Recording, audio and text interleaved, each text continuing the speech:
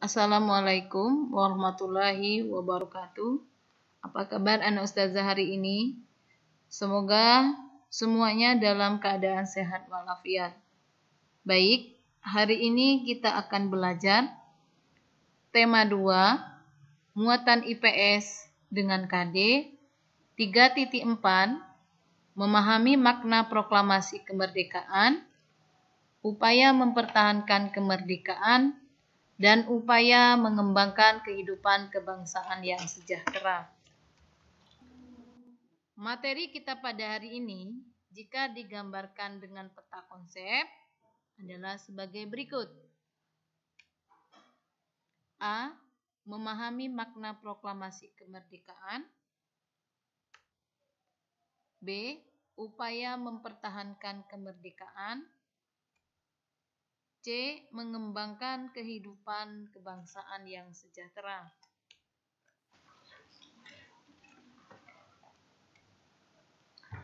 Proklamasi Kemerdekaan Indonesia.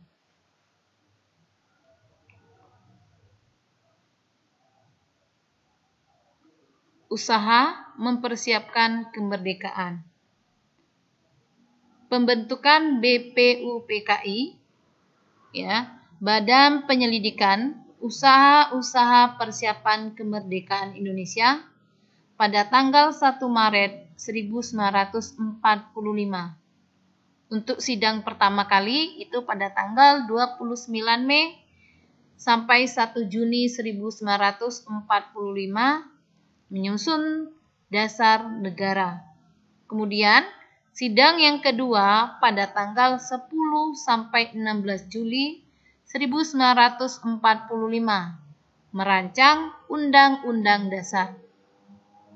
Kemudian ada pembentukan PPKI, Panitia Persiapan Kemerdekaan Indonesia pada tanggal 7 Agustus 1945 yang diketuai oleh Insinyur Soekarno.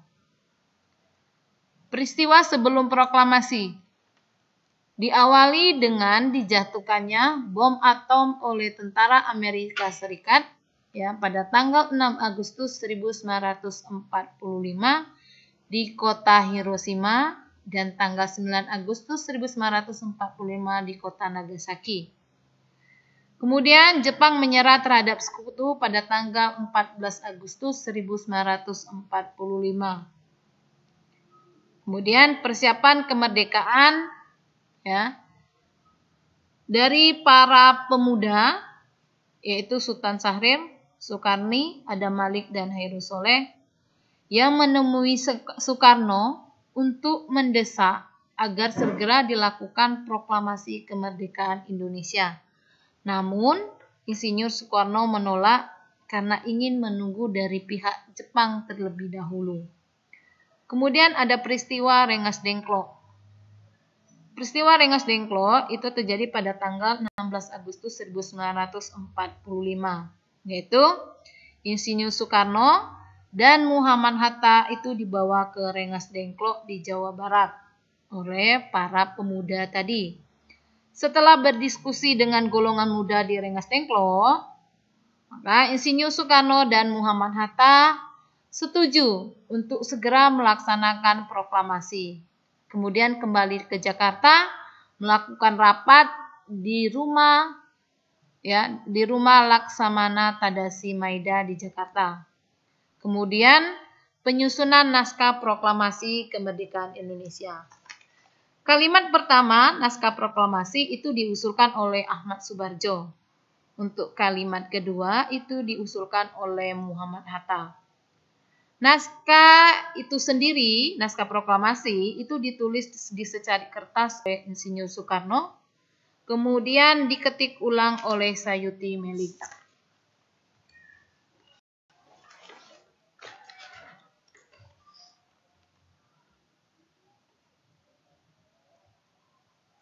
Detik-detik proklamasi. Proklamasi kemerdekaan Indonesia itu dibacakan di Jalan Pegangsaan Timur nomor 56 Jakarta pada hari Jumat 17 Agustus 1945. Proklamasi itu dibacakan oleh Insinyur Soekarno dan Muhammad Hatta yang mendampingi. Untuk pengibaran bendera ya, itu dilakukan oleh Latif Hendra Diningrat dan Esuhud ya. Sedangkan pengibaran bendera penjahit bendera merah putih itu adalah Ibu Fatmawati. Peranan para tokoh bangsa. Sebenarnya banyak peran para tokoh dalam kemerdekaan bangsa Indonesia. Ini hanya beberapanya saja Ustazah sebutkan. Yang pertama ada Insinyur Soekarno. Sebagaimana kita ketahui, Insinyur Soekarno ini adalah penyusun teks proklamasi yang menandatangani teks proklamasi, kemudian pembaca teks proklamasi. Kemudian Muhammad Hatta.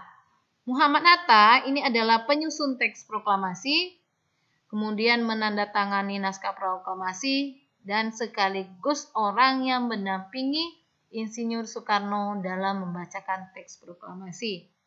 Ahmad Subarjo. Ahmad Subarjo adalah orang yang ikut menyusun teks proklamasi. Laksamana Tadasi Maida itu adalah orang yang menyediakan rumahnya sebagai tempat penyusunan teks proklamasi. Sukarni itu adalah orang yang mengusulkan agar teks proklamasi ditandatangani oleh Insinyur Soekarno dan Muhammad Hatta.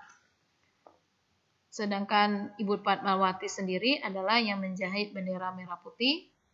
Sayyidu Melik yang mengetik teks proklamasi. Abdul Latif dan Suhud itu adalah pengibar bendera merah putih. Sedangkan Sahrudin itu adalah penyebar berita kemerdekaan ke luar negeri. Dan BM Dia itu adalah yang menyebarkan kemerdekaan ke dalam negeri. Makna proklamasi bagi bangsa Indonesia. Proklamasi adalah pengumuman resmi kepada seluruh rakyat Indonesia. Proklamasi itu berasal dari bahasa Yunani proklamation. Makna proklamasi bagi bangsa Indonesia, yang pertama, sebagai puncak perjuangan Indonesia. Kemudian, pengakuan dunia luar. Pengakuan di sini ada pengakuan de facto, yaitu pengakuan menurut fakta atau kenyataan bahwa di atas wilayah itu diakui telah berdiri suatu negara. Nah, di sini karena kita sudah merdeka, negara itu adalah negara Indonesia. Kemudian pengakuan de jure yaitu pengakuan menurut hukum. Nah, yang mengakui kemerdekaan negara Indonesia pertama kali itu adalah Mesir pada tanggal 18 Agustus 1945.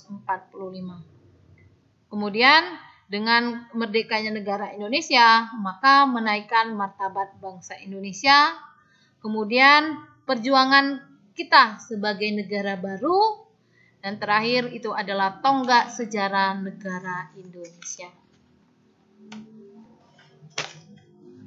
Upaya mempertahankan kemerdekaan Indonesia.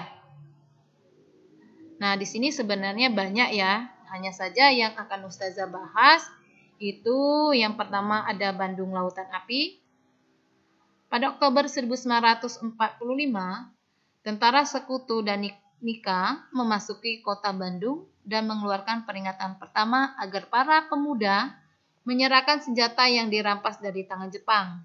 Kemudian tanggal 23 Maret 1946, Sekutu mengeluarkan peringatan kedua agar kota Bandung bagian selatan dikosongkan. Pada peristiwa ini, gugur seorang pejuang yang bernama Muhammad Toha. Kemudian pertempuran Ambarawa terjadi pada tanggal 12 sampai 15 Desember 1945 dipimpin oleh Kolonel Sudirman. Kemudian pada tanggal 15 Desember itu diperingati sebagai Hari Infanteri.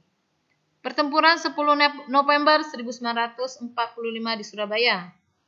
Ya, itu pada tanggal 25 Oktober 1945, tentara Sekutu mendarat di Surabaya yang dipimpin oleh Brigadir Jenderal AWS Malabi. Kemudian pada tanggal 30 Oktober diadakan perundingan antara Presiden Soekarno, Muhammad Hatta, dan Amir Syarifuddin dengan Brigadir Jenderal Malabi. Setelah Insinyur Soekarno kembali ke Jakarta, terjadi pertempuran yang menewaskan Brigadir Jenderal Malabi. Kemudian pertempuran Surabaya itu terjadi pada tanggal 10 November 1945 dan kita peringati sebagai Hari Pahlawan. Kemudian ada perjanjian-perjanjian. Yang pertama ada perjanjian Linggajati terjadi pada tanggal 23 Maret 1947. Kemudian perjanjian Repil terjadi pada tanggal 17 Januari 1948 dan perjanjian Romroyan pada tanggal 7 Mei 1949. Dan terakhir konferensi Meja Bundar pada tanggal 23 Agustus 1949 sampai 2 November 1949. C. Mengembangkan kehidupan kebangsaan yang sejahtera. Pada awal kemerdekaan, pemerintah dan rakyat Indonesia itu belum sempat melakukan perbaikan ekonomi. Pada bulan Februari 1946, pemerintah mulai memprakarsai usaha untuk memecahkan masalah-masalah ekonomi yang mendesak.